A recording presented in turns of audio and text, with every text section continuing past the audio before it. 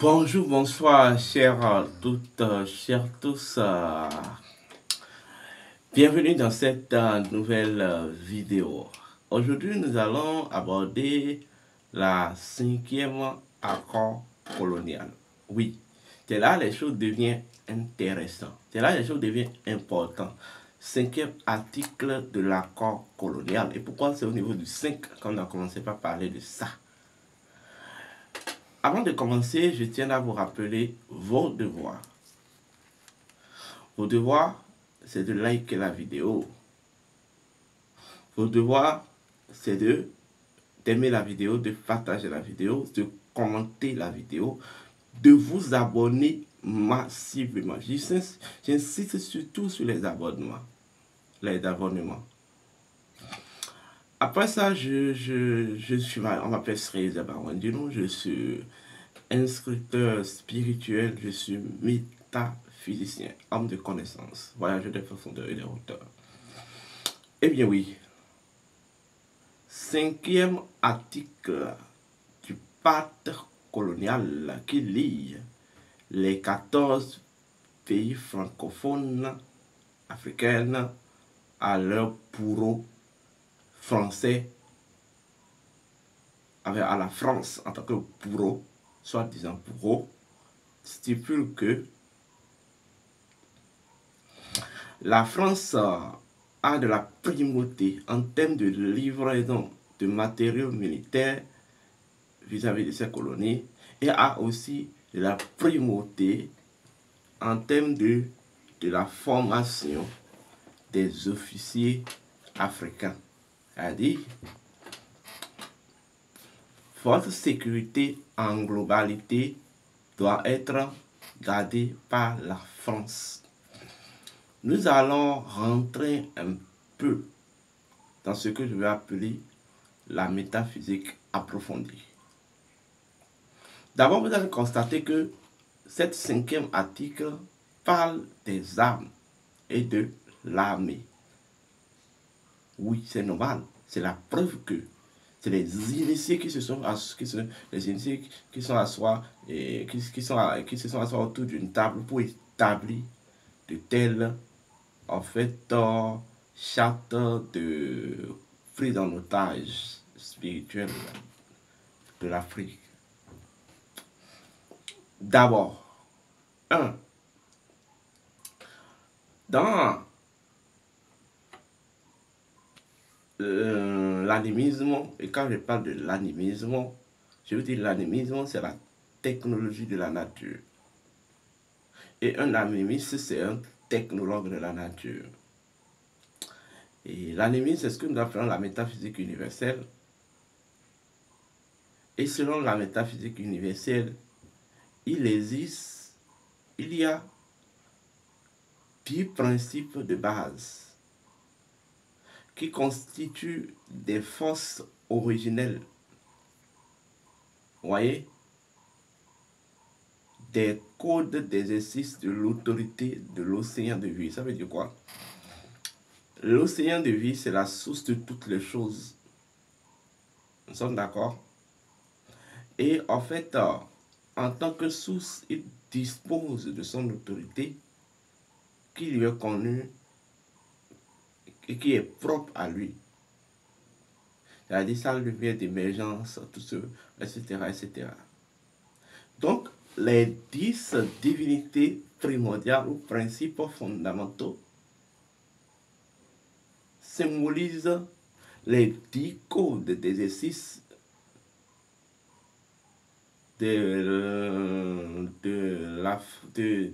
du principe ou de l'autorité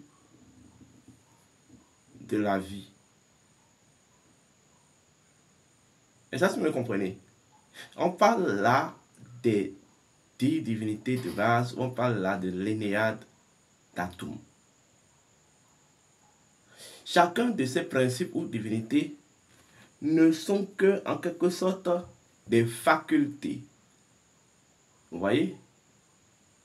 Des facultés intrinsèques, vous voyez, émanées même de la nature de l'englobant. Et ces facultés constituent l'architecture. L'architecture de la vie, l'architecture cosmique. Autrement dit, ces facultés constituent même je veux dire, la géométrie, le mode opératoire, vous voyez, et le système de démonstration, vous voyez, le système de démonstration démonstrative ou le systémique de démonstration et d'exercice de l'océan de vie. Puisque les forces et les principes qui sont au sein du nous sont répartis en deux classes, nous avons les forces ascendantes et les forces descendantes. Ces réalités ou cette divinité qu'on appelle l'énéade d'Atum ne sont que en réalité ou font partie essentiellement de la classe ascendante. Au moment dont celles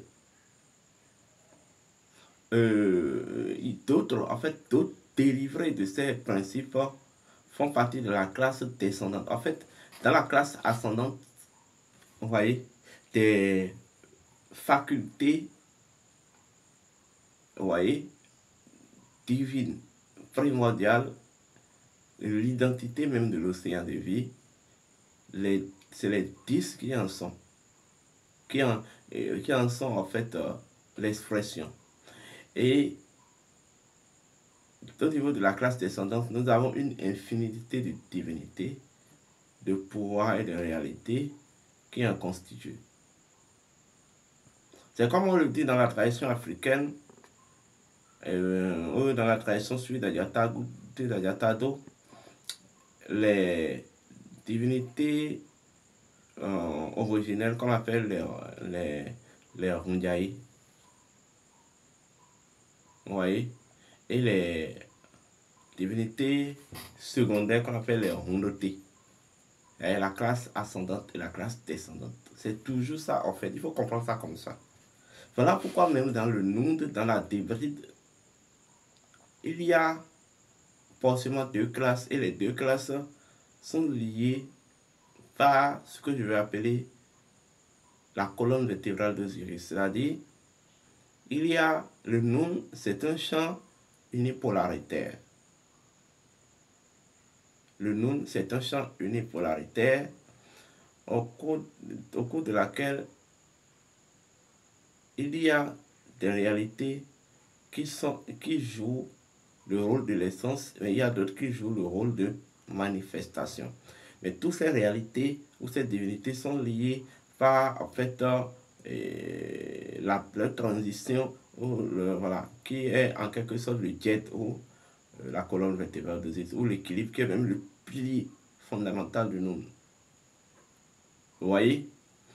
Et c'est en ça qu'on dit le nous, c'est cette réalité qui est à la fois fermée et ouverte. C'est pour parler de la dimension unipolaritaire du nous, ce qui est à la fois électro et magnétique, ce qui est à la fois acido-basique, ce qui est à la fois, ce qui est en fait voilà, esprit et matière. Parce que les principes ou les divinités de base répondent à la réalité ou à la vérité de l'esprit. Et les autres répondent aux réalités de manifestation donc de la matière. Est-ce qu'on me comprend? Voilà. Donc, c'est l'énéade d'atomes qui va donner plus tard ce que les juifs vont appeler l'arbre de vie, avec les 10 séphiras. C'est vrai que selon certains niveaux de compréhension, on parlera de 7 séphiras. Mais bon, c'est 10 séphiras ou 10 sphères. Vous voyez, ces 10 sphères ne sont que des consciences énergétiques. Chaque sphère est une divinité, c'est un principe. Et l'aspect qui m'intéresse ici, c'est la 5e sphère, que les Juifs appellent Gebura, et que les Égyptiens appellent Geb, la divinité Geb ou Gebura, qui est même le principe de la rotation cosmique. C'est cette réalité qui explique que, en fait, Le soleil ne bouge pas, mais c'est la terre qui tourne autour du soleil. Et c'est cette réalité qui constitue, en fait, le principe de la rectitude de la vie, la combativité, dont les sessions sont la combativité, etc., etc. Et quand on parle de la combativité, cela relève des âmes. Voilà pourquoi, en langage hermétique, on dit c'est cette dimension, c'est cette divinité, c'est cette sphère qui contrôle toutes les activités ayant relation avec les âmes et les armées. Parce qu'il représente le principe de la rectitude de la vie. Et quand on parle de rectitude, il y a encore qui incarne plus cette rectitude-là. Il s'agit des forces armées. Donc, ce n'est pas du tout anodin. Ce n'est pas du tout du fin de hasard que 5e article de cette pacte coloniale parle en premier niveau d'un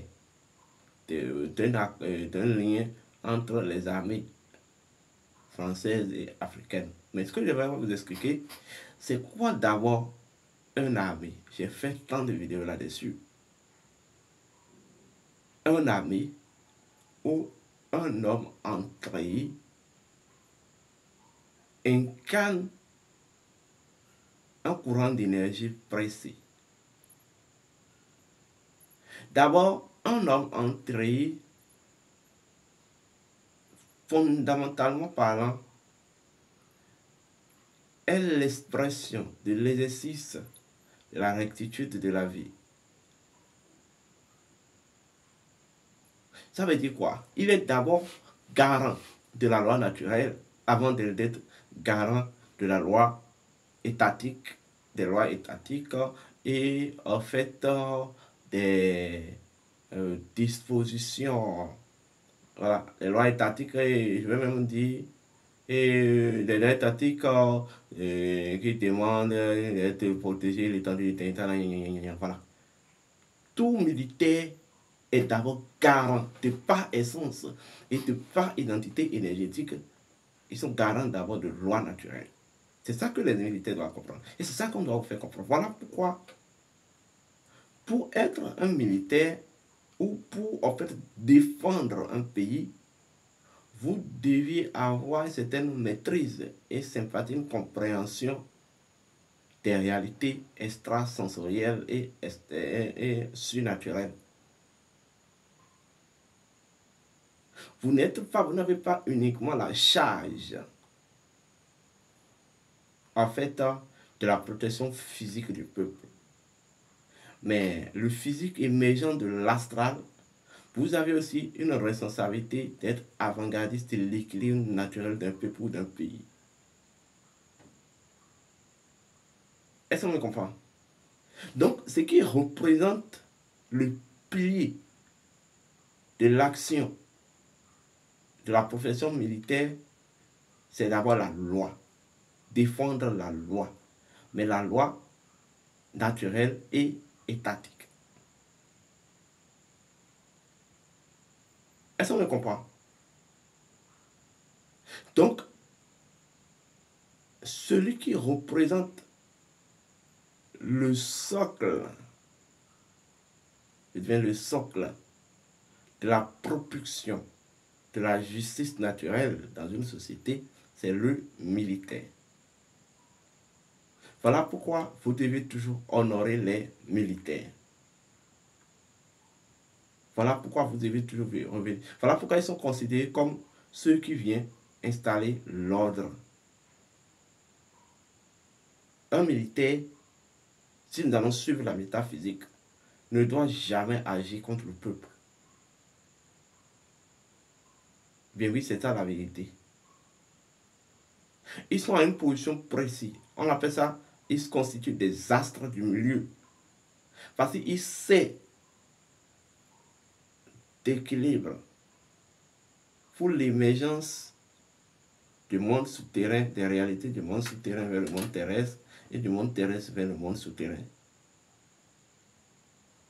Voilà pourquoi l'un de leurs éléments représentatives sont le drapeau.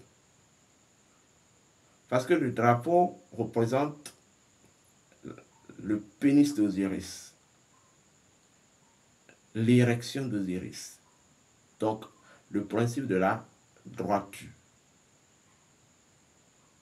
Vous comprenez? Et oui, c'est ça. Maintenant, quand on vous dit que la France a une primauté de livraison des armes et même a une primauté en termes de formation de vos officiers, il s'agit juste d'un mécanisme préétabli pour en fait locomotiser vos militaires afin que au lieu qu'ils servent votre protection et ils servent la défense de la loi naturelle et étatique dans votre pays, qu'ils soient juste à la sorte et qu'ils fassent juste allégeance à l'entité spirituelle d'une autre terre et qu'ils en défendent les intérêts spirituels matériels. C'est-à-dire les intérêts spirituels matériels de ce pays-là. Dans votre pays. Dans votre pays. C'est ça en fait. Cet accord n'a rien, absolument rien, en termes de défense des intérêts propres à un pays, leur pays d'origine.